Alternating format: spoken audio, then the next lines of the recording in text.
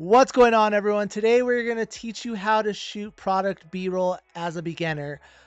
This is the way I like to shoot my B-roll. These are my techniques. There's many other ways, but I hope I could teach you a thing or two and get you to shoot some good B-roll. All right, first things first, you got to figure out a plan on how you want to show off the product. After you have a basic plan, it's time to find some music that will fit the vibe of the product and how you want to present it. Once you have music, it's time to plan your shots. Do this before you hit the record button. Think about what you want to showcase about the product and how you want the transitions to be for each scene. This will make it really easy to connect each shot, and so it flows really well. I'm using a Sony ZV-E10 with a 30mm Sigma 1.4 lens, fully caged with a handle. For lighting, I'm using two newer portable lights. This one is an RGB light, and this is just a regular LED light. If you ever see those videos of products rotating really slow in advertisements, and you wondered how they got those shots, this is a turntable. You can get one of these on Amazon for $25, $30.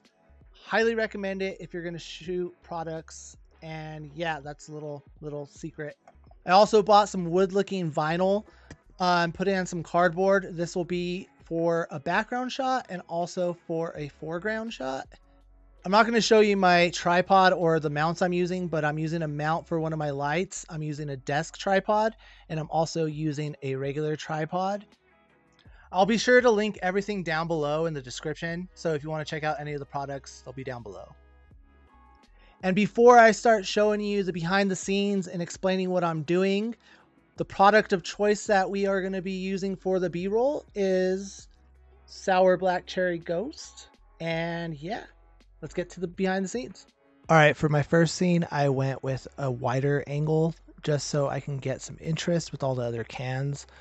On this scene, I'm using a single light source, just lighting the cans, and then using the PC as background light. You're most likely not going to get the perfect shot right off the bat, so just keep filming until you're satisfied with the shot. All the cans are currently in focus right now, so when I grab the can and I move it past the lens, it loses focus, and it's a transition into the next scene. And this is the result after I edited the clip. I'm using a 2-light setup for the scene. One light is positioned behind the can to create a backlight effect, highlighting its edges, while the second light is angled slightly above the can to illuminate the front and reveal its details. Take your time to get the perfect angle. If you're doing a handheld shot like this, be sure to stabilize yourself when you move the camera to prevent shake. If your camera has a stabilizer, I also recommend using that. I moved the camera down fast to prepare myself for the next transition. And this is the result after I edited the clip. I totally forgot to hit record on the behind the scenes camera, but in this shot I keep the camera focused on the cherries and put the can down on the table and slide it towards the camera to put it in focus. And this is the result after I edited the clip. I personally like adding items that complement the product. In this case, it was the cherries. I used the scene to really highlight the flavor of the drink. Don't be afraid to play around with the way you move the camera. You never know what cool results you're going to get. I also used the vinyl I showed you as the background to change the scene a bit. For the lighting, I have a main light positioned slightly above the can with the second light to the side to highlight the cherries and give the can a nice shine. And this is the result after I edited the clip. In this scene, I used a bottle filled with half glycerin and half water to give the effect that the can had condensation.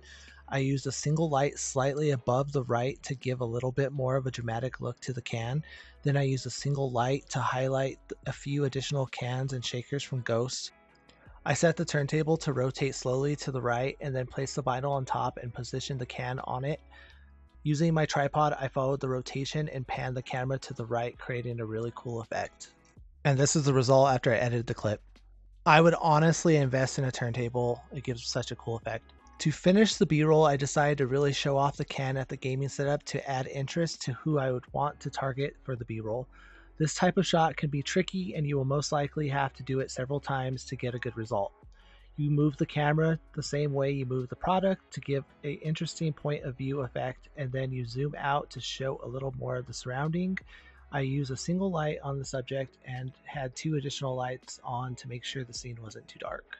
This is the finished result after editing. I think this technique is really cool and definitely will spice up your B-roll.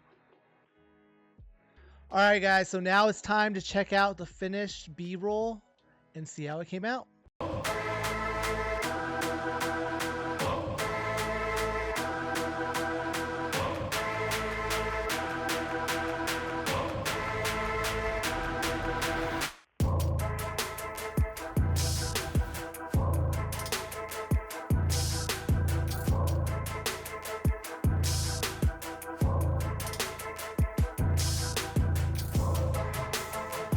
All right, so that's about it for that video. That is how I create my B-roll. I hope you enjoyed. If you liked the video, again, please like, comment, and subscribe. It does help me, and I will see you guys in the next one. Peace.